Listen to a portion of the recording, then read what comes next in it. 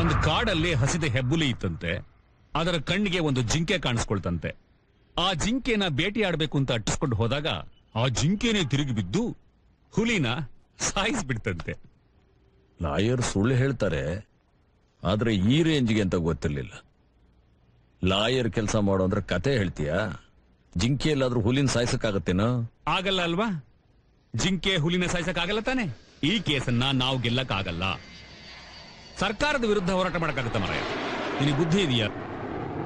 ನೋಡು, the mains and minerals act 1957. ಇದನ್ನು ಓದಿ ನೋಡೋ ಗೊತ್ತಾಗುತ್ತೆ. Chapter number 5, page number 280.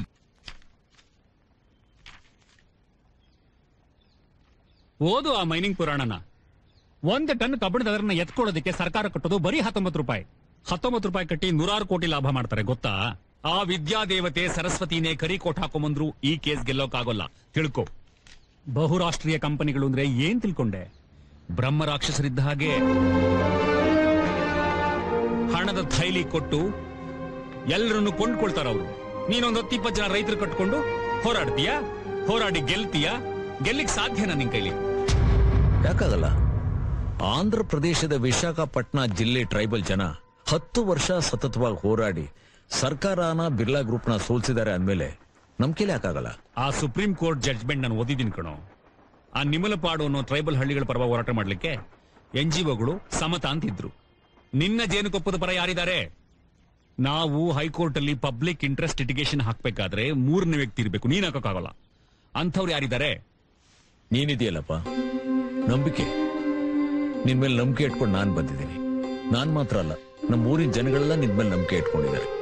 ಆ ದೇವ್ರು ನಿನ್ಗೆ ಒಳ್ಳೇದ್ ಮಾಡ್ಲಿ, ನೀನ್ ನಮ್ಗೆ ಒಳ್ಳೇದ್ ಮಾಡು, ಆಯ್ತಾ?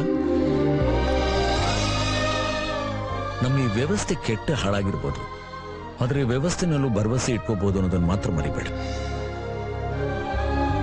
All the best.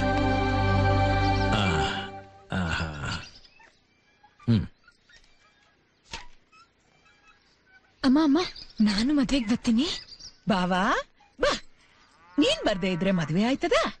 ಅಲ್ಲಿ ಎಲ್ಲೋ ಕೇಳ್ತಾರೆ ಯಾಕೆ ಸ್ಕೂಲ್ಗೆ ಹೋಗ್ಲಿಲ್ಲ ಅಂತ. 10ನೇ ಕ್ಲಾಸು 10ನೇ ಸಲ ಫೇಲ್ ಆಯ್ತು ಅಂತ ಹೇಳಿವಂತೆ ಬಾವಾ. ಏಯ್, ನೆಟ್ಟಿಗೆ ಒಂದ್ ಜೊತೆ ಬಟ್ಟೆ ಇಲ್ಲ, ಕಾಲಿಗೆ ಚಪ್ಪಲಿ ಇಲ್ಲ, ಮದ್ವೆಗೆ ಬರ್ತಾಳಂತೆ. ಮದ್ವೆಗೆ ತಟ್ಟೆ ತಗೋ, ತೊಳೆದಿಡು.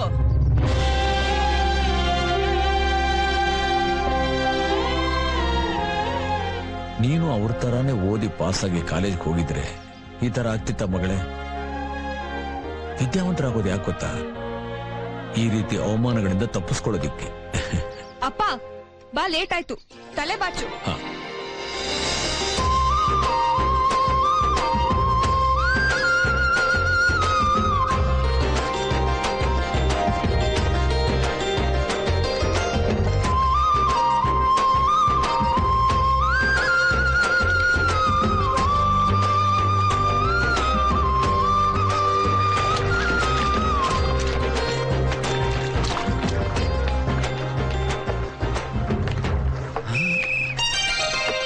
ಎಲ್ಲಾ ಪ್ರಶ್ನೆಗಳು ಸರಿಯಾಗಿ ಉತ್ತರ ಬರೀಬೇಕು.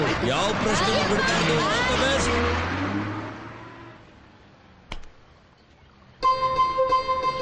ಹೂವಣ್ಣ, ನಿನ್ ಮಕ್ಕಳು ಊಟ ಬಿಟ್ಟು ಹೋದ್ರು.